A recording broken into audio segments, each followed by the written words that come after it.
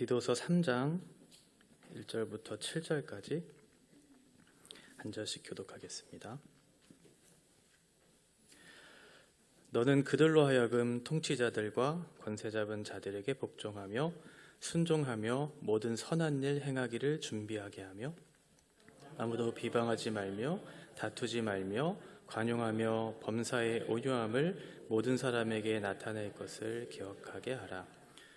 우리도 전에는 어리석은 자요 순종하지 아니한 자요 속은 자요 여러 가지 정욕과 행락에 종노릇한 자요 악독과 투기를 일삼은 자요 가증스러운 자요 피차 미워한 자였으나 우리 구주 하나님의 자비와 사랑하심이 나타날 때 우리를 구원하시되 우리가 행한 바 의로운 행위로 말미암지 아니하고 오직 그의 긍휼하심을 따라 중생의 씻음과 성령의 새롭게 하심으로 하셨나니 우리 구주 예수 그리스도로 말미암아 우리에게 그 성령을 풍성히 부어주사. 같이 읽겠습니다. 우리로 그의 은혜를 힘입어 의롭다 하심을 얻어 영생의 소망을 따라 상속자가 되게 하려 하심이라. 아멘. 디도서 이제 3장에 왔는데요. 이 전에 어떠한 부분을 보았냐면 우리가 성도로서 교회와 가정이라고 하는 곳에서 하나님께서 주신 바른 교훈에 합당한 삶을 사는 것이 무엇인가에 대한 부분들을 살펴보았어요. 그리고 지난 시간에 한 달 전인데요. 그렇게 바른 교훈에 합당한 삶을 살 수 있게 하는 이유가 무엇이냐면 모든 사람에게 구원을 주시는, 그래서 하나님의 나타난 은혜의 통치가 너희에게 있은 결과로 너희가 그런 바른 합당한 삶을 살 수 있게 되었다고 설명을 했어요. 그동안 감추어져 있던 계시, 비밀스러운 계시들이 그리스도라고 하는 그분을 통해서 그분의 인격과 사역을 통해 나타난 결과, 지금까지와는 전혀 다른 새로운 질서가 너희 가운데에 들어왔고 은혜가 통치하는 그 새로운 질서 아래 너희가 있음으로 인해서 비로소 너희가 이제 바른 교훈에 합당한 삶을 살 수 있는 사람이 되었다. 이렇게 말씀을 드렸어요. 그리고 나서 그 부르심을 입은 사람들은 이제 어떻게 삶을 살아가는가?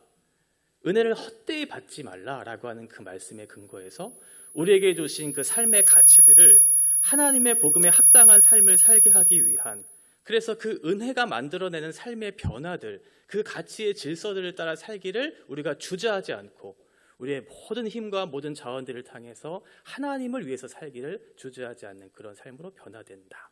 이렇게 설명이 되었죠. 우리가 세상 속에 속해 있을 때는 우리가 가진 자원들을 어떻게 사용했냐면 우리의 욕망과 우리의 자랑과 우리의 열심을 따라서 우리의 영광을 위해서 그 모든 자원들을 사용했다면 이제는 하나님의 은혜의 통치 아래에 있는 그 질서를 따라 살아가는 사람들에게는 이제 자기 자신을 위한 그런 삶을 살기보다는 우리에게 주신 자원들을 이웃들을 향해 쏟아붓기를 시작하죠. 그리고 그것이 하나님의 나라라고 하는 그 질서에 부합한 삶을 살기를 시작하는, 그러니까 삶의 목적 자체가 바뀌는 그런 삶을 너희가 살아가게 될 것이다. 왜 그렇게 살게 되는가? 왜냐하면 너희가 이전에 보지 못했던 새로운 가치의 질서들이 너희 가운데 들어왔기 때문인데, 그것은 우리에게 있는 신중함과 의로움과 경건함이라고 하는 세 가지의 그 가치가 우리 가운데 들어왔기 때문에 그 새로운 가치가 내 안에 들어오므로 내가 가지고 있었던 이전의 것들을 버리기 시작하는 거죠. 내가 이전에는 불경건한 삶을 즐거워했어요. 그리고 악한 정욕을 쫓아 살아가는 것을 즐거워했던 우리들이 이제는 신중과 의로움과 경건함이라고 하는 하나님께서 주시는 그 생명의 결과가 너무나 만족스럽고 너무 가치롭다는 생각을 가지고 나서 이제는 그것들을 버리며 살기 시작해요. 이 모든 과정 속에 가장 핵심적인 주제는 나타난 은혜의 통치. 예수 그리스도를 통해 나타난 은혜의 통치의 결과 너의 삶이 이렇게 변화되었다. 바른 교훈에 합당한 삶을 너희가 살게 되었다. 이렇게 정리되었죠. 이제 이렇게 변화된 삶의 방식이 어디에서 나타나야 하냐면 너희가 교회와 가정이라고 하는 곳에서 이러한 삶의 방식이 나타나는 것으로 그치는 것이 아니고 이제는 세상 속으로 나아가 너희가 맞닿은 이웃들, 직장 상사들, 이런 사람들에게도 똑같은 삶의 방식들이 있다는 것을 우리에게 가르쳐주고 있고, 그러한 삶의 방식들을 나타내야 될 책임이 있다는 것을 우리에게 설명해 주고 있어요. 왜냐하면 그들은 하나님을 볼 수 있는 방법이 우리를 통해서 볼 수 있기 때문에 그렇죠.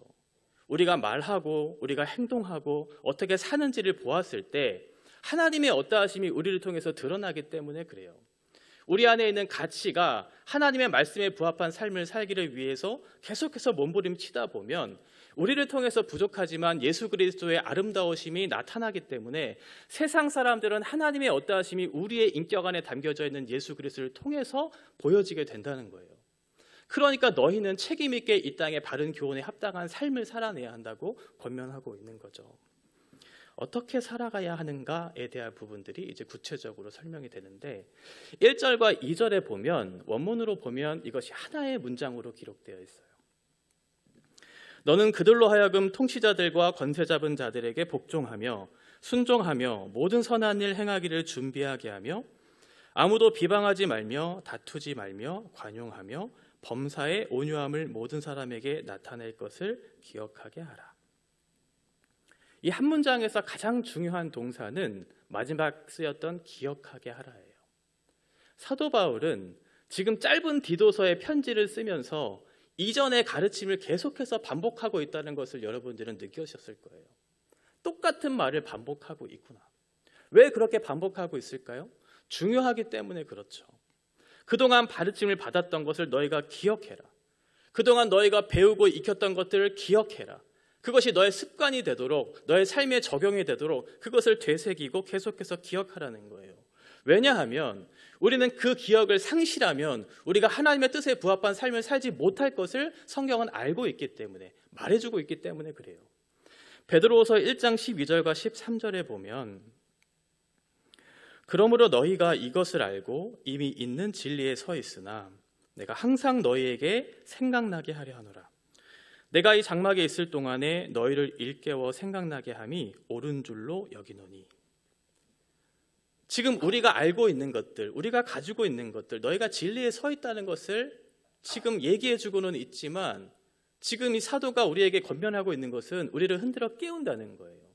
네가 그것을 알지 못하는 것이 아니고 네가 소유하지 못했기 때문이 아니고 네가 그것을 자꾸만 잊어버리기 때문에 잊어버린 결과 그 삶에 부합한, 말씀에 부합한 삶을 살아내지 못했기 때문에 너를 계속해서 흔들어 깨워 내가 너를 기억하게 할 것이라고 그렇게 권면하고 있는 것이죠.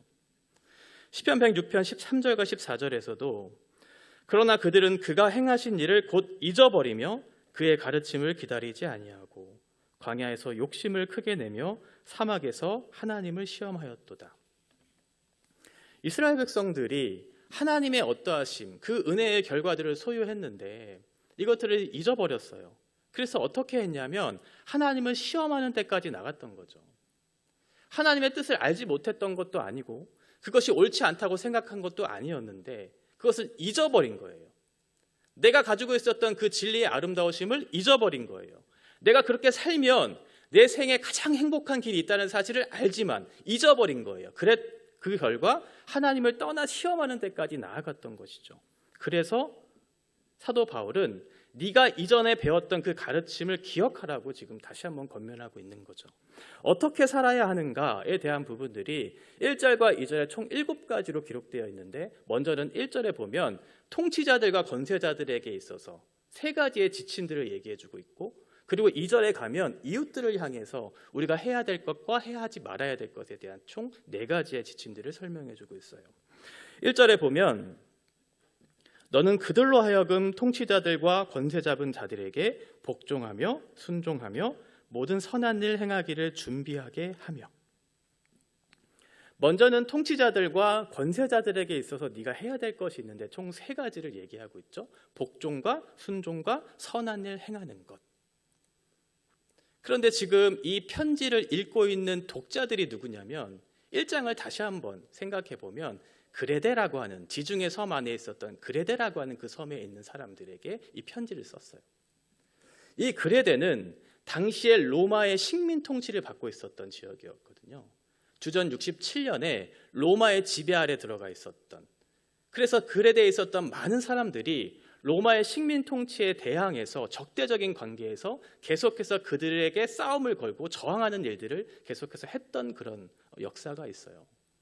그러니까 이 사람들에게 있어서, 통치자들과 권세자들에게 있어서 이 사람에게 복종하고 순종하고 선한 일을 하는 것이 쉽지 않았던 것이죠. 더군다나 지금 이 편지를 쓰고 있는 배경적 시기가 언제냐면 로마의 황제는 네로였어요. 그러니까 그 악독한 군주, 세상을 불태우고 또 유대인들을 학살했던 그런 암울한 역사들을 일으키고 있는 그 군주가 우리의 통치자이고 권세자라고 생각한다면 그 그레데에 있었던 사람들은 당연히 저항할 수밖에 없었겠죠. 그런 기질과 성향을 가지고 이 편지를 읽고 있는 상황이에요. 그래서 사도 바울은 1장에서 이미 이 얘기를 한번 했던 적이 있어요.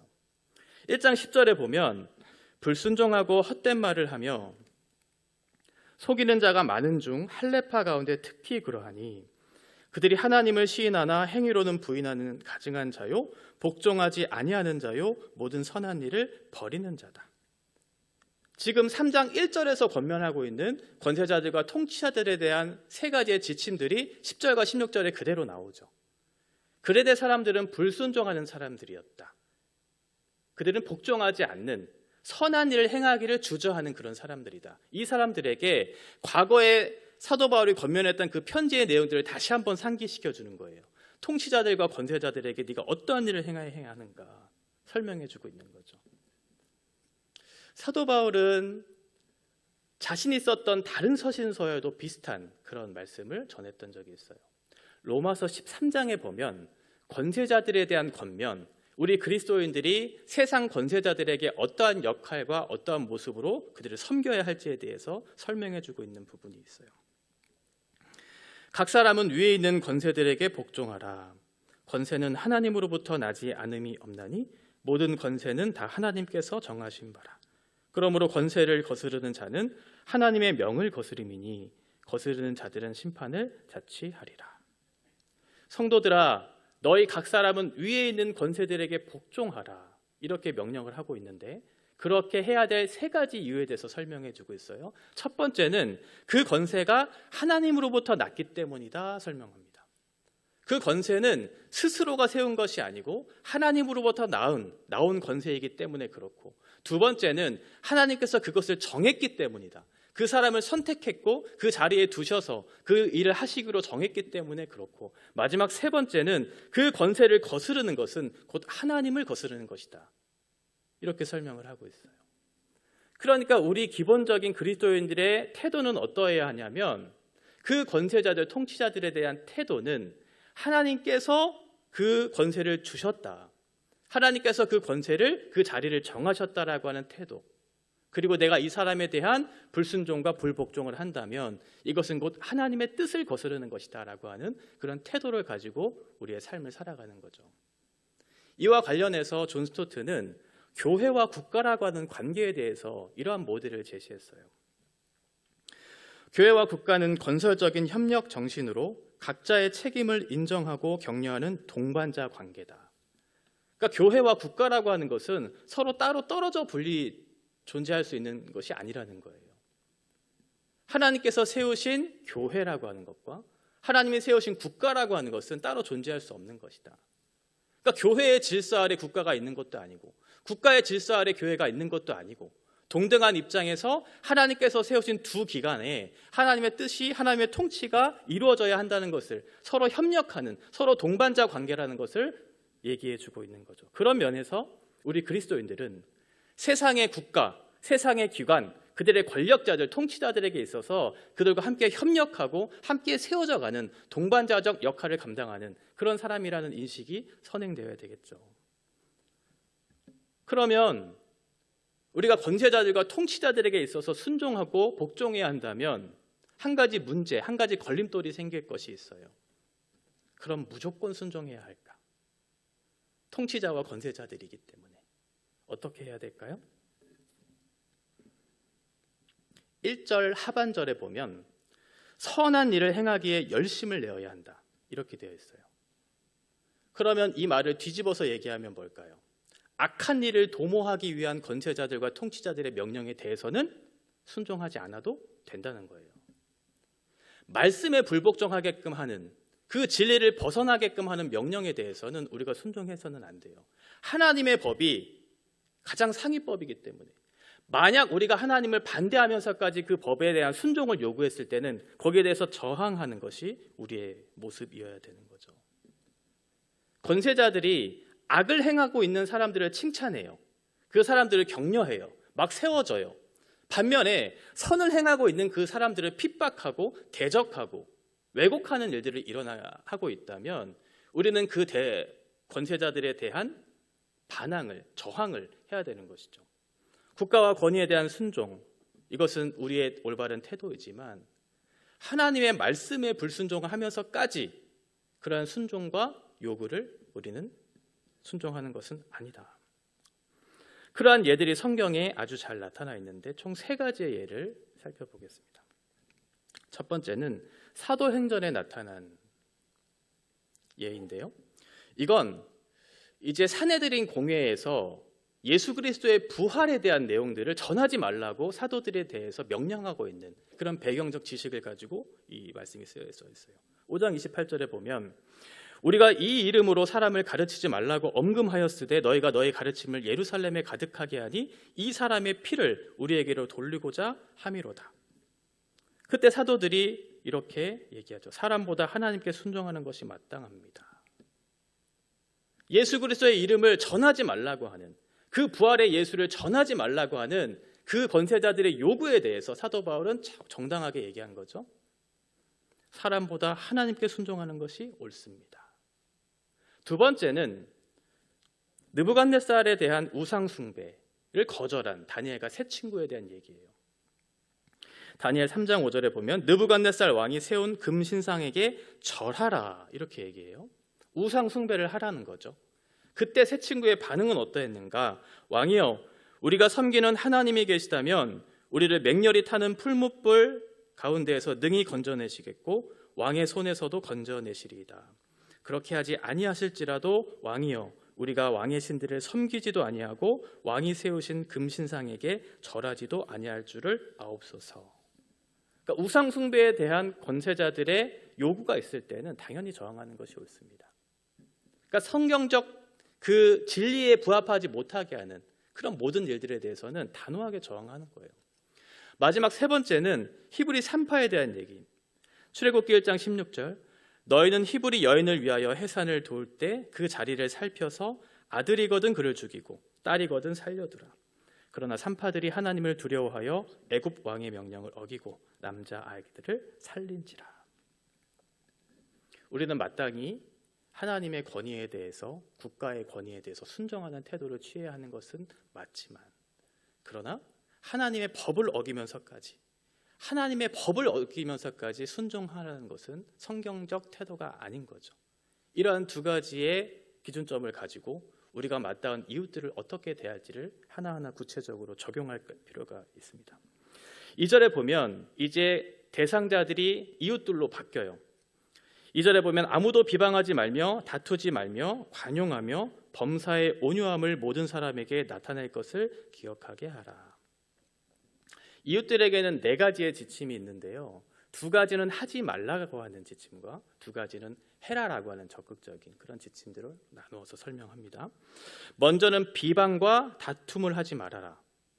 비방이라고 하는 것은 우리는 존재 자체로 존중받아야 할 대상들인데 그 사람을 존재 자체로 존중해주지 않고 그 인격 자체를 무시하는 행위가 비방이에요. 그 사람을 인정하지 않는 태도를 가지고 그 사람을 비방하는 거죠. 다툼은 내가 그 사람과 경쟁해서 이기는 거죠. 그래서 지배해서 그 사람을 삶의 방식대로, 내 삶의 방식대로 옮겨줘서 그 사람을 조정하려고 하는 그런 태도. 악을 도모하는 거죠. 그렇게 이웃들을 대하지 말라는 거예요. 그러면 모든 사람에게 해야 하는 적극적인 건 무엇인가? 관용과 온유. 약한 자들을 살피라는 거예요. 약한 자들을 돕고 그 사람들을 용납하고 받아들이고 때로는 너그럽게 친절하게 그 사람들을 받아내는 일들을 해야 한다. 모든 관계의 파괴들을 이루어가는 이 세상의 질서에 역행하는 방식으로 그 사람을 받아내라는 거죠. 하지 말라, 하라라고 하는 그런 말씀이 우리에게 어떻게 적용돼야 할까? 하나님의 법은 우리가 이해하는 정도의 수준을 뛰어넘는 것으로 우리에게 받아들여져야 돼요, 사실은. 그러니까 율법이라고 하는 것은 무엇이냐면 구원을 위해, 우리가 구원을 필요하기 위해, 구원을 얻기 위한 필요한 조건으로 그 율법이 주어진 것이 아니에요, 사실은. 왜냐하면 율법을 지킴으로 인해서 우리가 구원을 얻는 것이 아니기 때문에, 왜 우리는 그렇게 할 수 없는 존재라는 것을 알고 있기 때문에 그렇죠. 율법은 어떠한 기능으로서 우리에게 주어졌는가? 우리 스스로가 죄인인 것을 깨닫게 하는 기능도 있지만, 사실은 율법이라고 하는 것은, 하나님의 계명, 하나님의 말씀이라고 하는 것은 하나님께서 지으신, 하나님께서 새롭게 지으신 하나님의 백성에게 기대하시는 삶의 방식의 내용들이 율법 안에 기록되어 있어요. 그러면 그 율법이라고 하는 법 체계 안에서 우리가 하지 말아야 될 것과 해야 될 것에 대한 해석을 어떠한 기준과 어떠한 적용점을 가지고 이 문제를 바라봐야 될 것인가? 예를 들면 십자명에 나타난 살인하지 말라라고 하는 것, 살인하지 말라라고 하는 그런 율법의 규정이 있어요. 그러면 우리는 그 법을 어떻게 받아들여야 할까요? 내가 누군가를 죽이지 않았다면 우리는 율법을 다 이룬 깨끗한 사람이 되는 걸까요? 아니에요. 율법이 얘기하고 있는 그 율법의 정신은 무엇이냐면 단순히 사람을 죽이지 말라라고 하는 그런 소극적인 측면에서 주신 법이 아니고, 그 사람을 미워하지 말고 그 안에 있는 생명을 존중하라, 더 나아가서 그 사람을 사랑하라고 하는 의미에서 그 율법을 주신 거예요. 그런데 우리는 잘못 해석하는 경우들이 있죠. 내가 무엇인가를 하지 않았기 때문에, 내가 실제로는 누군가에게 살인하지 않았기 때문에 나는 그 율법을 지켰으니 나는 그 율법 안에서 자유롭다고 생각을 하는데, 그렇지 않아요. 살인하지 말라고 하는 것은 미워하지 마라, 그 인격 자체를 존중해줘라, 더 나아가 그 사람을 사랑하라, 더 나아가 그 사람을 생명을 살리는 일을 네가 해라, 이런 적극적인 측면에서 그 율법을 받아들여야 하는데, 자꾸만 그 법 아래 내가 했다, 하지 않았다라고 하는 측면에서 이것들을 생각하다 보니 하나님께서 당신의 백성들에게 기대하시는 삶의 방식이 무엇인지를 깨닫지를 못하고, 우리가 예배를 드렸다, 내가 기도했다, 내가 때로는 거짓말을 하지 않았다, 이러한 식의 그런 율법적인 신앙 안에서 내 신앙을 확인하고 그 안에서 자유함을 얻고 스스로를 정당화하고 합리화하는 방식으로 이 신앙을 생각한다는 거예요. 신앙은 그런 것이 아니에요. 우리에게 더 높은 차원의 법이 있고 우리에게 더 높은 차원의 기준이 있어요. 그러니까 하나님께서 우리에게 기대하는 방식은 우리가 생각하는 방식으로서의 삶의 모습이 아닌 것이죠. 하나님은 우리에게 더 큰 기대의 방식으로 우리가 존재하기를 원하시는 거예요. 죄로 말미암아 무너졌던 모든 우리의 인격의 파괴들이 회복되는 것을 뛰어넘어서 새 창조를 이루실 하나님과 같은 존재로 변화돼서 하나님이 기대하시는 방식으로서의 해석과 적용들을 해나가면서 이 땅에 무너진 질서들을 새롭게 하는 그러한 하나님의 거룩한 백성으로서의 바른 교훈에 합당한 삶을 살아내라고 우리에게 주신 법이죠. 그러한 측면에서 우리들은 대단한 존재예요. 우리가 스스로를 평가절하하거나 우리의 삶의 가치 없음을 우리가 스스로 생각하면서 우리는 이만하면 됐지, 이만하면 됐지라고 하는 그런 식의 그런 태도로 살아가는 것이 아니고, 세상의 요구와 기준점을 역행하는 방식을 넘어서서 그것을 뛰어넘는 하나님의 새로운 창조 질서에 부합한 하나님이 기대하시는 아름다운 존재로서 살아가는 것에 대한 그런 하나님의 기대를 충족시키는 존재로서 우리가 살아가는 것, 이것이 복음이 무엇인지를 깨달은 사람들의 삶의 방식인 것이고 이 땅에 우리가 존재하는 하나님의 기대의 방식인 것이죠. 이것을 깨달아야 우리가 살아가는 모든 하루하루의 날 속에 참된 의미와 가치를 부여해서 올바른 삶을 살아갈 수가 있어요. 언제 누구에게 이러한 삶의 방식을 나타내야 하는가? 범사에 이렇게 되어 있죠. 범사. 우리가 하고 싶은 때가 아니고 범사에 모든 일에 그렇게 해야 하고, 아무도 모든 사람에게 어떤 상황과 환경과 대상에 대한 차별이 아니고 하나님께서 만나게 하신 모든 사람들, 우리가 맞닿는 모든 시간들, 모든 환경들, 이 속에서 하나님의 선하신 그 뜻을 이루어내라는 그런 요구들을 우리에게 하고 계시는 것이죠. 왜 우리는 그렇게 살아야 하는가? 왜 우리는 그렇게 살아야 할까요? 그 이유는 3절에 나타나 있어요. 원문으로 보면 접속사 가르라고 하는 말이 있어요. 가르는 왜냐하면이라고 하는 뜻을 가지고 있습니다. 너희가 세상 통치자들과 권세자들에게 복종하는 방식으로 이웃들에게 선을 행하는 방식으로 살아내야 되는 이유가 있는데 그것이 무엇이냐면 3절 때문이다. 왜냐하면 우리도 전에는 어리석은 자요 순종하지 아니한 자요 속은 자요 여러 가지 정욕과 행락의 종노릇한 자요 악독과 투기를 일삼은 자요 가증스러운 자요 피차 미워한 자였다. 왜 우리가 그렇게 살아가야 하냐면 우리가 과거에 이런 사람이었기 때문이다. 이렇게 얘기하고 있어요. 총 8가지를 얘기하는데 2가지씩 묶어서 4가지로 정리하면 이래요. 첫 번째는 어리석은 자, 순종하지 않은 자, 속은 자. 이런 사람들의 특징은 자기의 삶의 방식을 절대로 포기하지 않아요. 자기가 가지고 있는 삶의 방식, 그 뜻을 따라서 살아가기를 포기하지 않고 하나님의 뜻을 거스르면서 자기의 욕심껏, 자기를 꺾지 않는 그런 상태로 살아가는 사람들의 특징들이 어리석음에 빠져 있는 것. 이건 지성적 타락을 얘기하거든요. 그러니까 내가 무엇을 위해서 살지 못하니까 어리석은 그것에 따라 살기를 주저하지 않는 거죠. 불순종의 마음은 감성의 타락, 우리의 감정이 이끄는 대로 자기를 꺾어내지 않는 자기의 마음대로 살아가는 그 불순종의 모습들로 나타나는. 두 번째는 정욕과 행락의 종이 될 것이다. 원문으로 보면 이것이 다 수동태예요. 그러니까 이 사람은 어떠한 사람이냐면 자기 스스로를 제어할 수 없는 그런 사람이에요. 욕망에 이끌려 욕망에 붙들려 있는 그 사람. 그러니까 욕망이 이끄는 대로, 욕망에 붙들린 대로 끌려가면서 계속해서 속고 그 힘에 의해서 사로잡혀서 자기의 육체의 욕망과 자기의 영광을 위해서 살아가는 그 사람들, 이 사람이 정욕과 행락의 종이 되는 사람들이죠. 세 번째는 악독과 투기. 악독은 기본적으로 나쁜 의도를 가지고 어떤 사람을 대하는 거예요. 그러니까 그 사람을 죽이기 위한 생각을 가지고 나쁜 마음을 가지고 그 사람을 대하기 시작하는 거죠. 투기는 무엇이냐면 다른 사람이 가진 것을 빼앗아요. 빼앗고 그것을 내가 가진 결과, 그것을 내 것으로 삼은 결과 그 사람을 무시하고 이겨서 높은 자리에서 그 사람을 바라보는 이런 악한 마음을 가진 사람들. 이것이 우리였다는 거예요.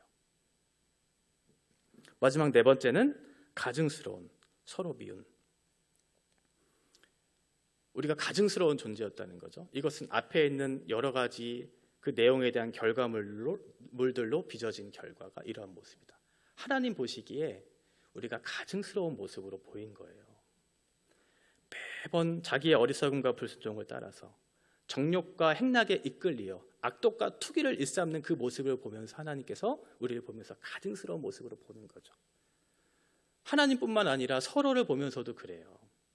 서로를 보면서 가증스러운 모습을 보면서 우리가 서로를 기뻐할 수 없겠죠. 그러니 당연히 그 사람들을 보면서 미워하게 되는, 이것은 하나님의 창조의 질서에 부합한 모습이 아니에요. 우리는 그런 존재들이 아니었어요.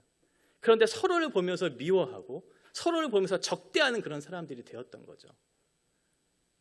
그 안에 담겨져 있는 예수 그리스도의 아름다운 모습을 보면서 서로를 기뻐하고 그 가운데 만족하고 서로 감사하면서 그 가운데 기쁨과 감사가 우리 가운데 있어야 할 텐데 그런 것은커녕 그 관계를 통해서 오히려 그 사람들이 미워지고 불편해지고 적대해지면서 우리 안에 모든 깨어진 관계들이 있게 된 결과 하나님께서 우리의 모습을 보면서 가증스럽다고 말씀하는 거죠. 이런 우리들이 어떻게 바른 교훈에 합당한 삶을 살 수 있을까? 이게 사실은 핵심이잖아요. 어떻게 우리가 이 일들을 감당할 수 있을까? 첫 번째 해야 될 것은 자기 인식에 대한, 자기 정체성에 대한 인식이에요. 그러니까 쉽게 얘기하면 내가 누구인지를 깨닫는 거죠. 거기서부터 우리의 삶의 방식들이 바뀌어요. 내가 누구인지를 알아야 하나님께서 우리에게 주시려고 하는 그 은혜에 대한 갈망이 있을 것이고 그 은혜들이 무엇인지 우리에게 주어졌을 때 그 은혜를 경험할 수 있을 텐데 내가 그것을 필요로 하지도 않고 내가 누구인지도 모르면 우리가 그것에 대한 갈망을 느낄 필요가 없겠죠. 그 은혜가 주어졌을 때에도 그것이 달게 감사의 선물로 나타나지 않을 거예요. 그러니까 내가 누구인지를 먼저 깨닫는 것이 선행되어야 하겠죠. 본래 우리는 하나님과 관계 맺도록 지음받은 존재예요.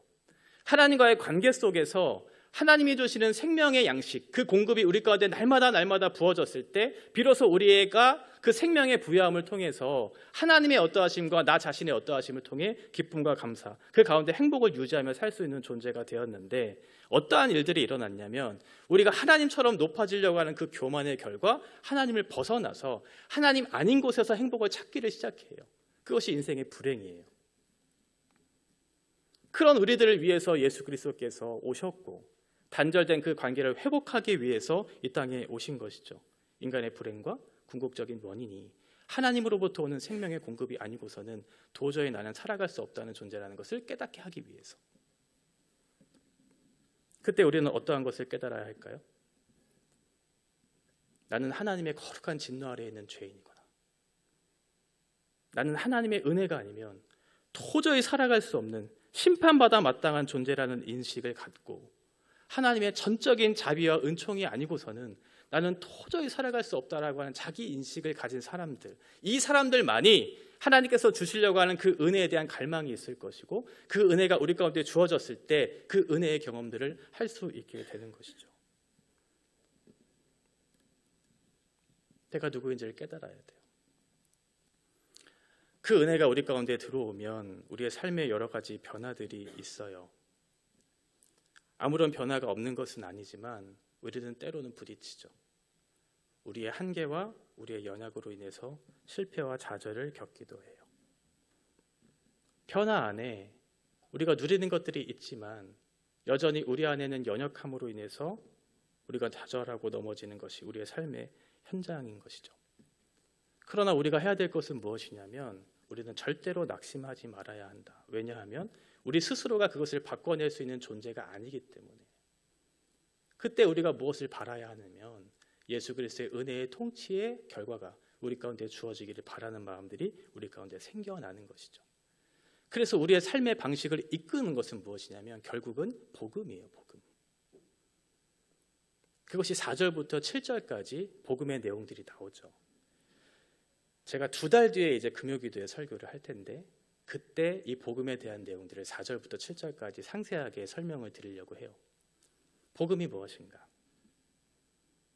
그 통치자들과 권세자들에게 순종할 수 있는 근거가 무엇인가? 우리와 같은 죄인들을 향한 하나님의 은혜의 통치가 무엇인지를 깨달아야 비로소 우리는 바른 합당한 삶을 살아갈 수 있게 된 것이죠. 그 선행의 조건이 뭐냐면 내가 누구인지를 깨닫는 거예요. 그 은혜가 필요한 사람이라는 것을 깨닫는 거예요. 그래야 그 은혜가 우리 가운데 주어졌을 때 그 갈망과 경험이 우리를 변화시키는 것이죠. 구원은 어디에서부터 시작되었는가? 예수 그리스도. 무엇을 근거로 이루어지는가? 예수 그리스도. 어떻게 그 과정을 이끌어갈 것인가? 예수 그리스도의 인격과 사역 속에. 그 목표는 무엇인가? 예수 그리스도를 닮아가는 거죠. 그러한 삶의 증거들이 우리 가운데 나타나는 것이 바른 교훈에 합당한 삶을 살아가는 거예요. 그것을 가능하게 하는 유일한 힘은 복음이고 그 복음의 핵심은 우리 스스로의 열심과 노력과 자랑이 아닌 5절에서 얘기하고 있는 그가 우리를 구원하셨다라고 하는 하나님의 열심과 하나님의 주권의 결과 우리의 영혼들이 변화되고 그 시작과 과정과 완성을 이루어내시는 하나님의 은혜의 통치가 있기에 우리 스스로는 포기하겠지만 포기할 수 없는 것은 하나님께서 그 일을 이루실 것이고 그 일을 통해 이 세상의 질서 가운데 있는 우리들을 하나님의 새로운 은혜의 통치 안의 질서로 바꾸어내셔서 그 가운데 하나님께서 우리를 통해서 이루시고자 하시는 꿈과 비전을 가르쳐 주시기 때문에 그렇죠.